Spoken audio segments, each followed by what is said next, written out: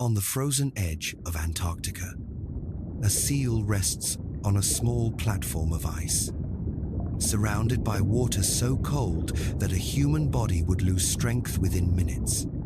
From above, the seal appears safe. It is out of reach, protected by the solid surface beneath it. The ocean below looks empty, dark, and silent. But beneath the ice, several black and white shapes are moving into position. They are not approaching randomly. They are watching the seal, measuring the size of the ice, studying the distance, and coordinating their movements. Then, almost at the same moment, the orcas accelerate. They swim side by side toward the floating platform, forming a line beneath the surface. Just before reaching the ice, they dive sharply. Their combined movement pushes a wall of water forward. The wave rises, crashes over the ice, and sweeps the seal toward the edge. In a single moment, the platform that seemed like a refuge becomes unstable. This is wave washing, one of the most intelligent and precisely coordinated hunting techniques ever observed in the animal world. Orcas are often called killer whales, but the name alone does not explain what makes them so successful. They are powerful predators, yet their greatest weapon is not their teeth, speed, or body size. It is their ability to solve problems together. A seal on floating ice presents a difficult challenge. The prey is visible, but it cannot be reached through a normal underwater attack. The orcas cannot climb onto the ice, and waiting for the seal to return voluntarily to the water could waste time and energy. Instead, certain Antarctic orca families have developed a method that transforms the ocean itself into a weapon. They create waves strong enough to move both the ice and the animal resting on it. This behavior does not occur in every orca population. It belongs to specific groups that hunt seals in icy environments. Orcas, living thousands of kilometers away, may never perform it, even if they are physically capable of doing so. The technique must be learned, practiced, and transmitted from one generation to the next.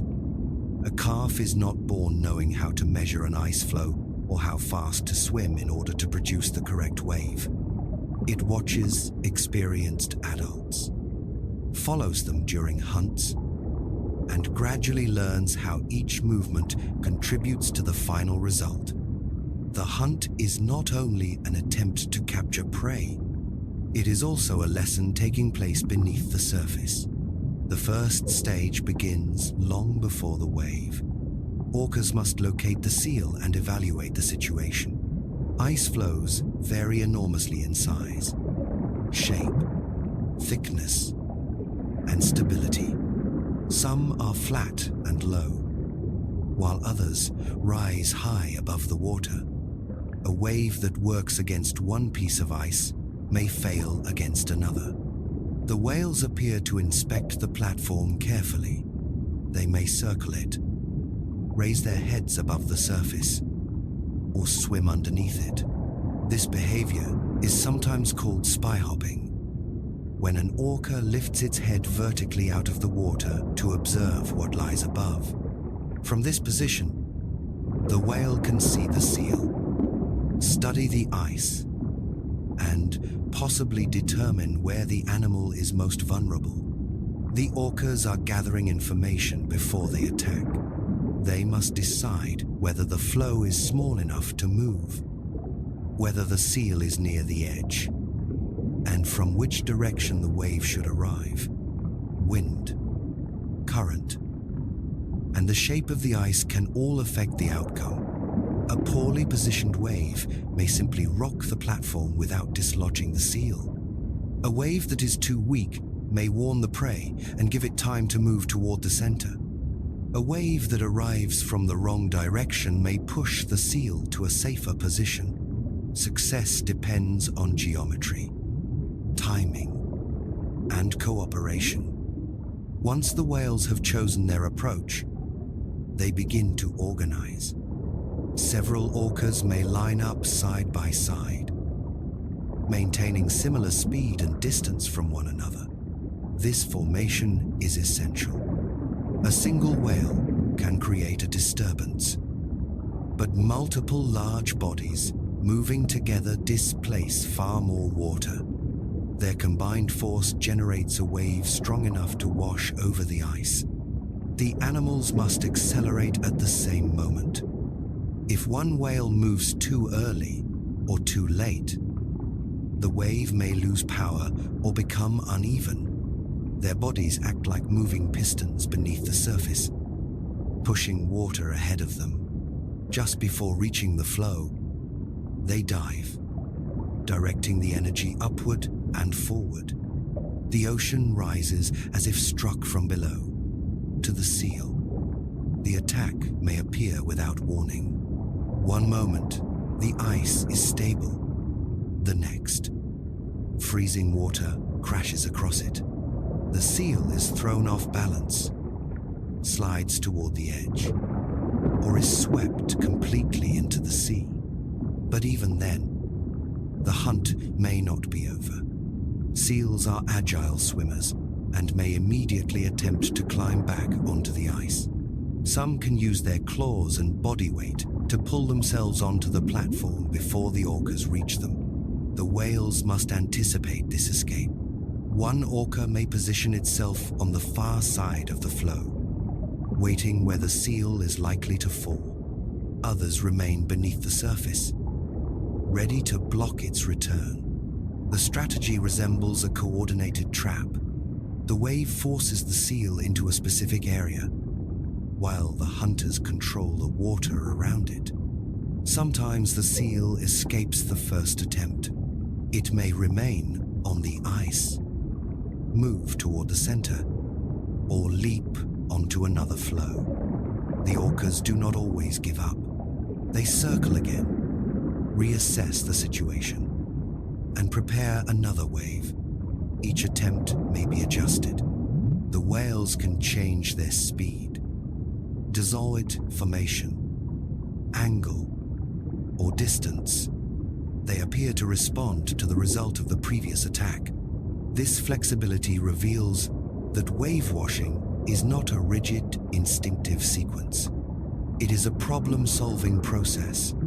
The whales observe what happened, modify their plan, and try again. In some hunts, orcas break a large platform into smaller pieces before attempting to remove the seal. They may push from below, strike the ice, or create waves designed not to knock the animal off immediately, but to reduce the size of its refuge. A large flow offers stability and space. A smaller flow leaves the seal closer to the edge and more vulnerable to the next wave. The whales are not merely attacking the prey, they are changing the environment around it. Step by step, they remove the seal's advantages until the final wave becomes almost impossible to survive. What makes this behavior even more remarkable is the way younger whales are involved. Calves and juveniles are often present during wave-washing hunts. They may swim beside experienced adults, observe from a short distance, or participate in the formation. Their movements are sometimes less precise, and they may not yet understand the correct timing. But by joining the group, they begin learning the physical and social rules of the technique.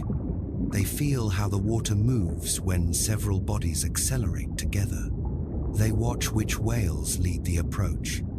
They see how adults position themselves after the seal enters the water. Every failed and successful attempt provides information. Orcas have long childhoods, and complex hunting skills can take years to master. A young whale may attend many wave-washing events before it becomes an effective hunter. This extended learning period is possible because orcas live in stable family groups. Calves remain close to their mothers and other relatives, gaining repeated access to experienced teachers. The adults do not simply provide food, they provide demonstrations. In some observations, orcas have appeared to release prey or delay the final kill when young animals are present. A seal knocked from the ice may be allowed to swim temporarily, giving juveniles the opportunity to chase, intercept, and practice handling it. To a human observer, this can appear cruel, but within the orca family, it may serve an essential educational purpose. A juvenile must learn how a seal turns, accelerates, dives, and attempts to escape. Practicing with real prey may prepare the young whale for future hunts when the family depends on its skill. Scientists are careful when using the word teaching because proving intention in another animal is difficult. An adult orca cannot explain why it slows down or allows a calf to participate. Yet the behavior often meets important conditions associated with teaching. Experienced whales may alter their normal actions in the presence of young animals, accept a temporary cost, and create opportunities that help the learner acquire a skill, whether or not the process resembles a human lesson. The result is clear. Knowledge moves from experienced hunters to the next generation. Wave washing, therefore, represents more than intelligence at the individual level. It is an example of culture. The technique belongs to a community and survives because young whales learn it from older relatives. If every experienced wave-washing orca disappeared, the behavior might disappear with them. Calves left without teachers could possess the strength and intelligence required, yet still failed to rediscover the precise sequence. They might know that seals are food, but not know how to turn a floating ice platform into a trap. This is why the death of an older orca can mean the loss of more than one animal. It can remove part of a cultural library built over generations. The environment in which these whales hunt makes their knowledge especially valuable. Antarctica is a place of constant change. Ice forms, cracks, drifts, and melts. Wind can separate flows within minutes. Seals move between open water and frozen platforms. The hunting ground is never exactly the same twice. A fixed strategy would fail. The orcas must apply a learned principle to new situations. They understand that synchronized movement can create a wave, but they must decide how to use that wave against each unique piece of ice. This combination of tradition and innovation is one of the hallmarks of advanced intelligence. The basic technique is inherited culturally, while the details are adapted in real time. Communication likely plays an important role. Although much of the coordination may occur through movement and close observation rather than obvious vocal commands, orcas can see the positions of nearby family members, sense changes in water pressure, and anticipate the behavior of whales they have hunted beside for years. A team that travels together every day develops extraordinary familiarity. One whale begins to accelerate, and the others match its speed. One changes direction, and the formation adjusts. Their coordination may appear almost telepathic, but it is probably built through long experience, attention, and trust.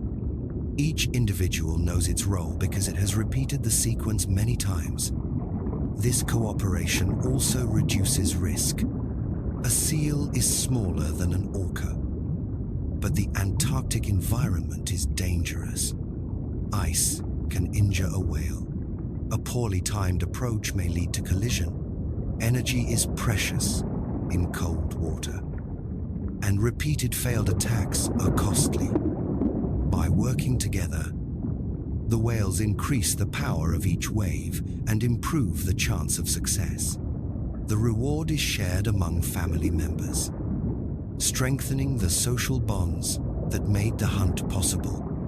Cooperative hunting is therefore both a feeding strategy and a social activity. The family survives because it acts as a single intelligent system. From the seal's perspective, the event is terrifying. Its greatest defense is distance from the water. Yet, the orcas have found a way to erase that boundary. The seal may sense the whales circling beneath it but have nowhere to go. Entering the water voluntarily means facing the hunters directly. Remaining on the ice means waiting for the next wave. The refuge becomes a shrinking island surrounded by predators that understand how it works. This is one reason wave washing feels so extraordinary to human observers. It reveals not only power, but intention. The orcas recognize the seal's strategy and construct a counter-strategy. They understand the relationship between their bodies: the water, the ice, and the prey. They do not need tools held in their mouths or hands. The wave itself becomes the tool. Orcas are sometimes compared to wolves because they hunt in families, cooperate, and occupy the highest level of the food web. But wave washing suggests something even more complex. The whales are closer to engineers manipulating physical forces. They use speed to displace water, formation to increase power, angle to control direction, and repeated observation to improve the result. The hunt is built from an understanding developed through experience. No single part is enough.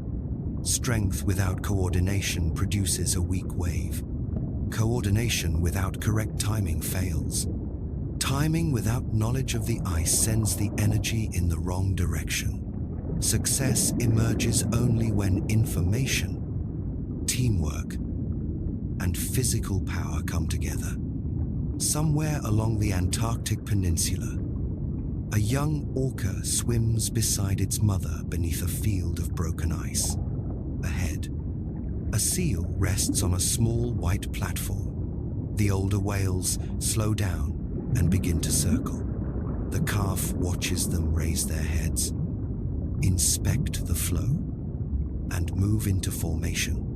Then the family turns and accelerates. The calf follows, slightly out of position but trying to match their speed. Together, they push a wave toward the ice. Perhaps the first attempt fails. Perhaps the seal remains on the platform. The whales circle again.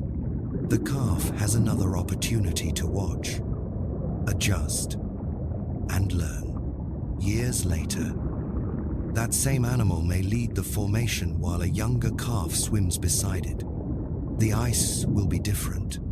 The seal will be different, but the knowledge will remain. This is how the technique survives. Not as an instinct written perfectly into every whale at birth, but as a tradition carried through families. Wave washing shows us that the ocean's most powerful predators do not dominate through force alone. They study, cooperate, remember, and teach. They turn moving water into a weapon and a dangerous hunt into a classroom. On a frozen sea where every piece of ice presents a new problem, orcas repeatedly create the same solution together. And when the wave rises beneath the surface, it carries more than water toward the waiting seal. It carries generations of knowledge,